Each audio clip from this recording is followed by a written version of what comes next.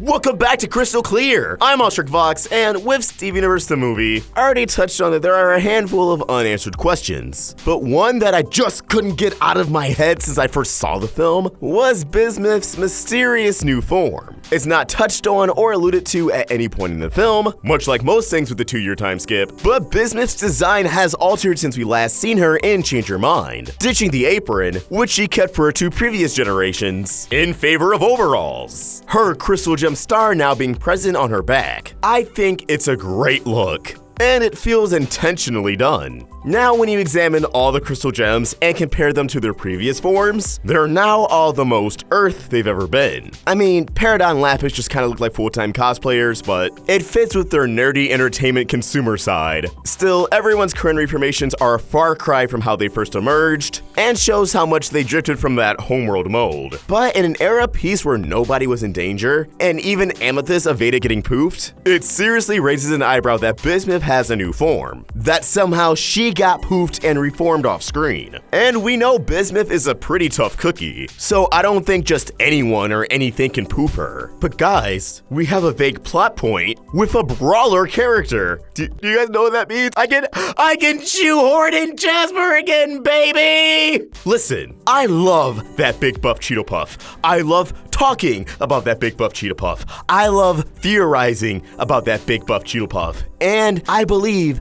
Jasper could be the reason why Bismuth has this new form. But it doesn't just stop there. When it comes to a few unanswered questions about the film, right down to Jasper's absence, I really do believe she could be a missing piece of the puzzle. I mean, come on, she's not anywhere, notably during Amethyst's verse in Happily Ever After, where we see the members of Amethyst's family. Like, alright, I see you, Amethyst. Snowflake Obsidian's one of your homies, but the person you called sis isn't? Well, what if that's for a reason? What if Amethyst and Jasper aren't on speaking terms at the moment? That something happened after the events of Change Your Mind. Something that could also answer another question. That question being, why are Bismuth, Lapis, and Peridot suddenly the best of friends? I've said it before, but while it is reasonable they would have grown close over the events of Diamond Days, embarking on their own adventure to Homeworld and later into White Diamond Ship, and the fact that they are constructing Little Homeworld together, as is being built upon where the barn used to be, I still find it very interesting that Bismuth is always with Peridot and Lapis. Like, did she even speak to Pearl in this movie? It's surprising how limited their interaction was, considering her introduction had the gems freaking out like this.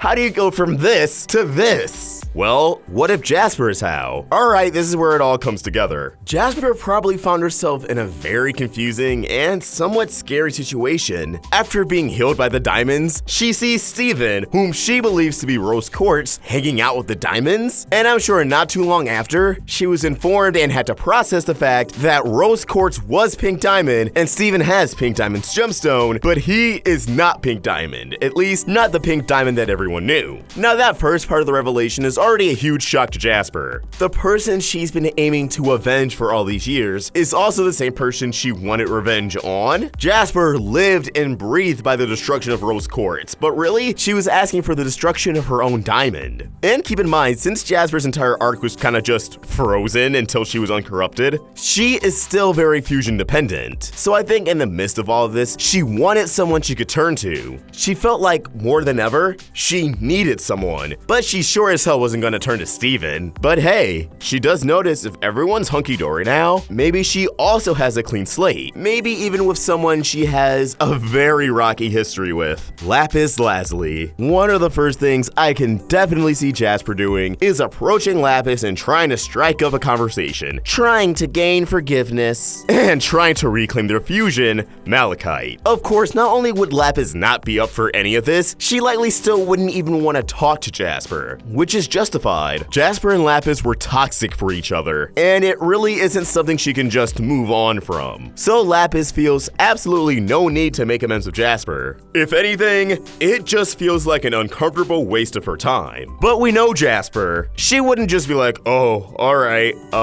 see you never then. She would be like, but Lapis, I told you before, I've changed. Look at the diamonds, they've changed. Everything is changing. So why can't I just get another shot? Give us another shot. Point is, Jasper would be rather persistent. And of course, this would probably intimidate Lapis and push her further away. But before things get worse, this is where Mama Bismuth will come into play. If there's something that we could guarantee about Bismuth, is that she would stand up and fight for her friends, no matter what's happening, no matter what the situation is. Bismuth just seems like someone who would have absolutely no tolerance for harassment. If one of her friends tells you to leave them alone once, that is the only chance you get. And of course, we know Bismuth, we know Jasper, we know how both of them could be when situations get really intense, when their temper gets the best of them. They are both characters who would fight, and I believe that's exactly what happened. Jasper was unknowingly under one strike and you're out by Bismuth herself. Jasper most certainly struck out, and before anyone knew it, the two gems were throwing hands. But unfortunately for Bismuth, we know Jasper is a very skilled fighter. She's the kindergarten quartz who could. So I think even if the battle was close, ultimately Jasper got the upper hand, and as evident with Bismuth's new form, Jasper was able to beat and poof Bismuth. And although this is already out there and crazy enough, Jasper picking up Bismuth's gemstone, beginning to squeeze it as if she was going to shatter Bismuth. But then Jasper looks at a frightened Lapis. And instead of shattering Bismuth, she drops the gemstone and flees. Now, even if I'm remotely right, the chance of that happening is super slim, but it was just something painful for you guys to think about. Were you disturbed?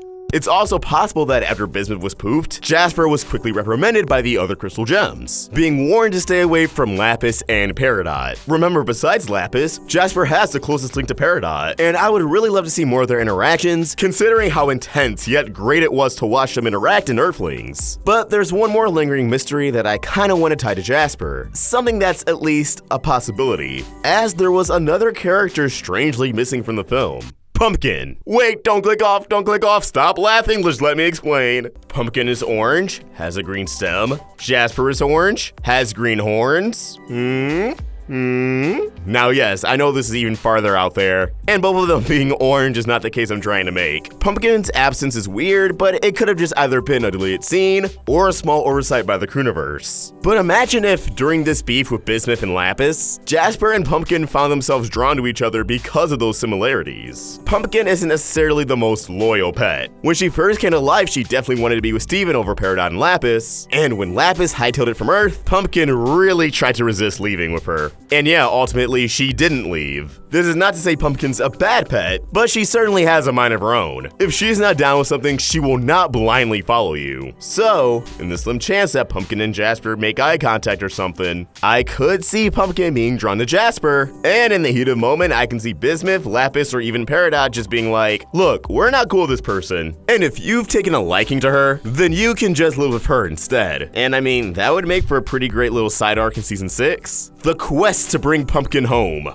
at the cost of, talking to Jasper. Now again, I love my big buff Cheeto Puff, but I understand how she's probably viewed in the eyes of Peridot and Lapis, namely Lapis, and thus, she probably wouldn't be viewed in the best light to Bismuth. And Bismuth, defending her friends, would naturally grow closer to Peridot and Lapis. Garnet, Amethyst, Pearl, they can take care of themselves. They're still adjusting to Earth, and they still have their own things to work through. So I'ma hang with them for a while. And there you have it. My need for Jasper to be incorporated to the story has led to me providing a possible explanation as to why Bismuth has new form, as to why Bismuth is with Peridot and Lapis, and why both Pumpkin and Jasper are absent in the film, when in reality these are all probably completely unrelated plot threads. But until I see Jasper on my television screen, they are plot threads I'm going to treasure and hold on to until the end of time. No matter what happens, one thing is for sure, Jasper will be instrumental in the future of the series. Rebecca Sugar has expressed throughout the years how much she loves the character, and